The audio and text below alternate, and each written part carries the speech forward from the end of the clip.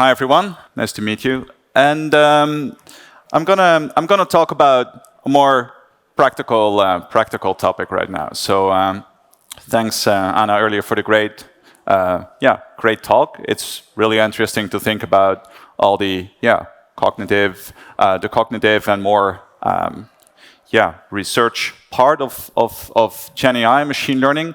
But there's also a practical part to it, right? And I was at the same conference last year talking about machine learning operations and what it actually takes to use these models like LLMs, but also more traditional machine learning and integrate them into products and services and really create working, scalable AI solutions. I thought it would be nice to kind of revisit that same topic, but now taking into account all the changes and the new world that generative AI and LLMs is kind of bringing to the table. And because last year at this conference, I think DALL-E just got released, and that was making headlines in creating images. I think OpenAI, like ChatGPT, was not even around. I thought that got released in November. So actually, in 1 year, a lot of things changed, but one thing kind of stayed the same is that we're reaching a point around AI machine learning where many businesses and teams are looking for ways to actually make tangible use of the power of AI machine learning technologies, integrated into products, integrated into their operations, in their business, but a lot still struggle to do so for good reasons because it's pretty complex. And we've seen the MLOps, like machine learning operations space, grow quite a bit in the past few years, but now we see a whole different change emerging because suddenly with LLMs and with generative AI, you can take an off-the-shelf model and fairly quickly create a workable proof of concept to solve a business case. That previously, and let's call this machine learning. Machine learning 1.0, even though it's still like pretty much everything that's concretely happening in the machine learning field. But that required really like looking at a specific business case, doing the data science, the analytics, figuring out, doing a lot of experiments, finding out what models would work. And now, all of a sudden, we can take a pre-trained off-the-shelf model, maybe fine-tune it a little bit, and it actually works and is reproducible. And that's a big game changer right now that we're seeing in the field. But the thing is that those two concepts need to coexist for a long time, and how are we going to approach that from like practical point of actually managing and running those applications if you really want to develop something that works for your business and that's reliable and just a production-grade piece of software.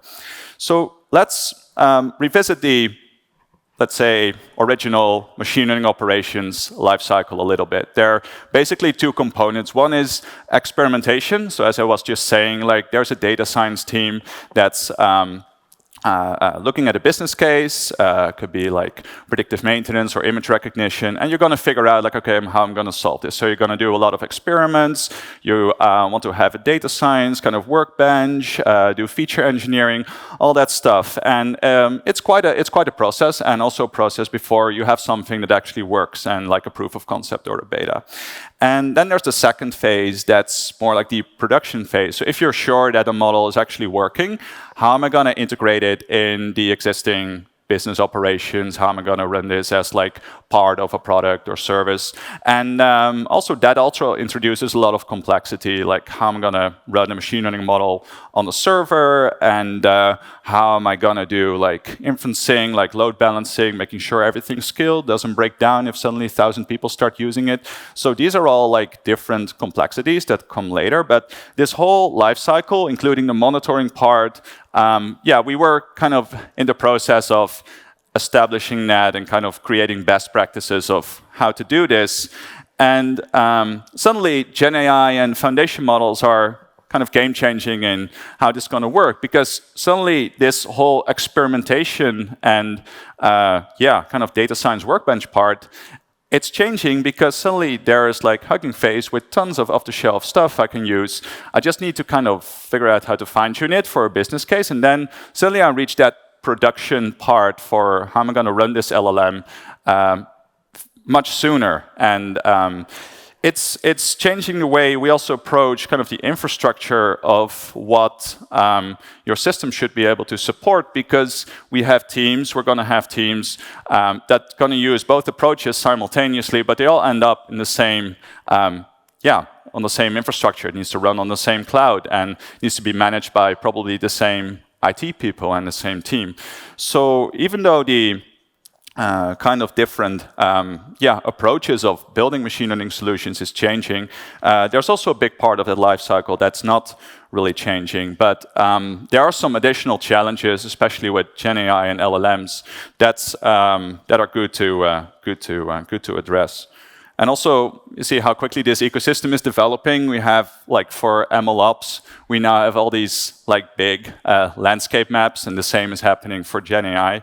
So it's also difficult to keep track of all the tooling that's out there to get these things up and running. And all of that makes it, especially for a lot of businesses that want to create tangible solutions, pretty challenging to do so.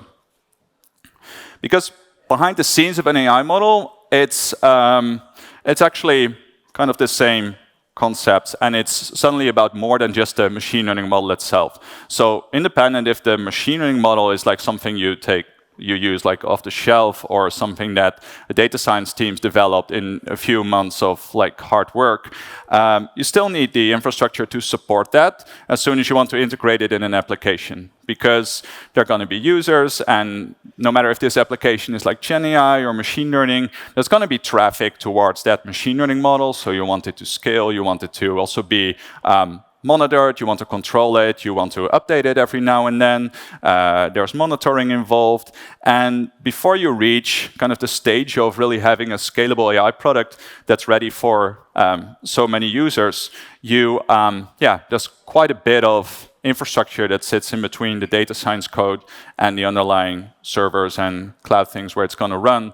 And that's what a lot of teams are still struggling with. So what's needed is kind of a unified infrastructure that supports both machine learning kind of 1.0 and also new Gen AI, LLM, and foundation model capabilities. So that intermediate layer is called like machine learning operations, excuse me, or model ops, but also now you hear terms like LLM ops, like large language model operations or foundation model operations. So it's all evolving very rapidly, and we're still figuring out what the best practices are to make this work. But the thing is that there's always, in companies, there's always one set of people, like AI teams and data teams, that really focus on the code and the models itself and the AI side of it. And there's teams that focus on the cloud and the IT. And there's still a big kind of gap between that needs to be bridged. And that's what kind of MLOps and LLM ops and foundation model ops is for.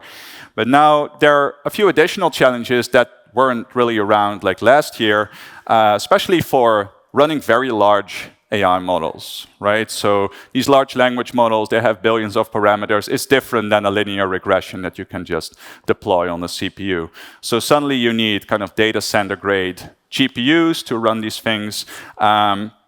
And especially because of supply chain issues for the past couple of years and the huge demand of everyone trying to play around with large language models and trying to figure out how it works, suddenly these things are not available everywhere anymore. So suddenly certain cloud zones run out of GPUs. They're also very expensive. So if you just attach a model to a GPU and have it run, it will cost you a few $1,000s a month. And that's a lot of money for an application. So we also need to start being smarter in the way we consume these really expensive cloud resources. And that's additional requirements that need to be included in that infrastructure layer that sit between the code and the actual cloud infrastructure. We also see that a lot of these resources are locked up in different systems. So maybe there are some companies that bought DGX pods from NVIDIA and have them in their office. And there's a cloud tenant in Google that the company has. And Maybe they have, if they're more like research focused, maybe have a Slurm cluster sitting where like a lot of GPUs and resources are locked up. So in order to make use of all the capacity that's out there in terms of GPUs, and not just GPUs, but also other hardware, because we're also seeing like TPUs entering the market, intelligent processor units from Graphcore or other initiatives here. So it's not just about availability, but also the hardware landscape for running these models efficiently is diversifying. And that's putting more pressure on IT and data teams to actually manage, like, hey, this model needs to be deployed there, and this needs to run on GPU, this needs to run on the CPU in AWS, this needs to run in Google. So it's getting very complex and diversified. And that's a big challenge that a lot of teams are struggling with. And there's the other thing that not just, not everyone likes to use a third-party LLM API. It's very nice that we have OpenAI and ChatGPT and they have an API and I can just fire prompts at it. But as soon as you want to start building applications in healthcare or applications in finance that rely on these type of models, maybe third-party APIs are not the way to go anymore. So also companies are looking for ways to kind of control LLM environments and kind of run it in their own infrastructure. And one of the ways to deal with all these different things is focusing more on hybrid and multi-cloud and orchestrating across different systems and across different environments. And this is getting more traction right now. It's just a very hard and difficult problem to solve. So you want to have one interface where you control both like training workloads and live AI models, but suddenly you want to be more flexible in where these actually run, because maybe you want to optimize for costs because that's important for you because you're a startup and you don't have a big cloud budget to spend. Or you maybe want to optimize for latency and want to select different geographic regions where you want your LLM to run because you want that responsiveness for your chatbot. Or maybe you want to optimize for energy consumption and carbon footprint because you care about the environment and you know that AI is consuming a huge amount of energy, so you want to run it on data centers in the Nordics or like those different scenarios. And that's a difficult thing to get going right now because usually cloud tenants, it's locked up and you don't want to have your team kind of keep kind of a secondary administration of what model is running where. So that's one of the things that, is kind of getting traction right now in, running LLMs and especially Gen AI, but also more traditional machine learning across different environments and really being more flexible in the way you consume and use compute. And then because of the cost point, you also want it to be scalable. So suddenly just attaching a model to a GPU and having it sit there is very expensive. And it's also very costly, especially for the data center grade GPUs to just assign fixed capacity. So we also need systems that are able to kind of on and offload models continuously and make very efficient use of the available resources. And let's say if you have a chatbot that's only used during the day because you have customers in Europe and no one in America, maybe at night you can just offload the model and maybe cold start it as soon as a request comes in, instead of having it running all the time because it's just so costly and inefficient to do so. So there's a big need for new generation of infrastructure for AI and ML workloads, and we are also investing a lot in this and trying to bring this type of workload management and compute infrastructure and help businesses with kind of managing and running their AI models in a scalable way in the cloud. So one of the things we're working on is really making this hybrid and multi-cloud approach tangible for data teams to actually take your models and different workloads, orchestrate them across different environments, and have a single interface to manage all that. Because we also noticed a shortage in GPUs, how difficult it is to run and manage these different workloads and make efficient use of the resources that are out there. We're not doing that ourselves. We're also working with different companies in the tech space, and if you're interested in this topic, we also have a workshop tomorrow where we're actually gonna run through LLM and Gen AI deployment. So there's a lot happening in the space right now, and machine learning operations is definitely changing from the way it used to be. And there's still both flavors of both like traditional MLOps and a new like LLM and foundation model operations will coexist for a long time to come. And it's a very exciting development. And yeah, the main goal for everyone is to build really tangible, workable AI applications to make this world a greater place. So, thank you.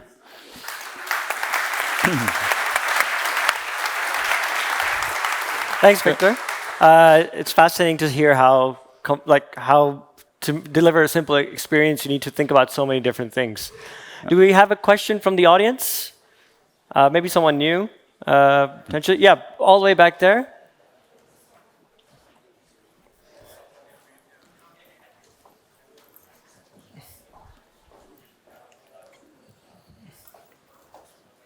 Oh, no, someone?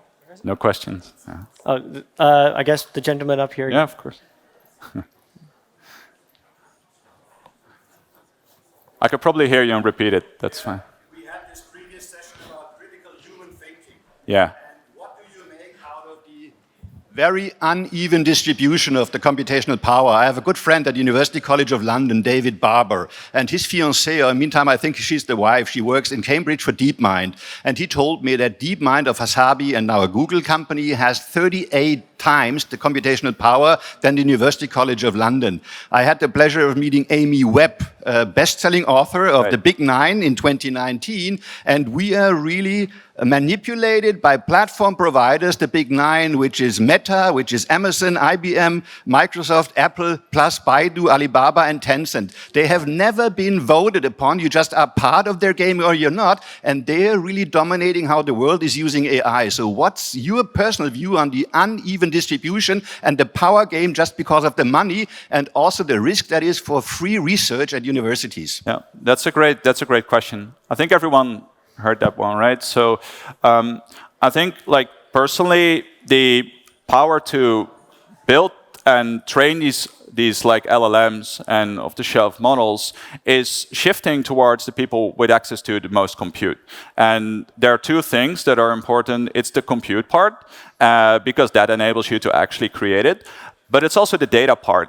And companies with the most access to data will have the most power in creating applications. And in the end, also the power of the information that goes into those systems is with them, because they can decide, and they're commercial companies. So that is I think, a development we should watch. And I think definitely giving like universities and more like neutral companies and research in this space, they should have sufficient access to also replicate and kind of move the field forward. So that's a very good point.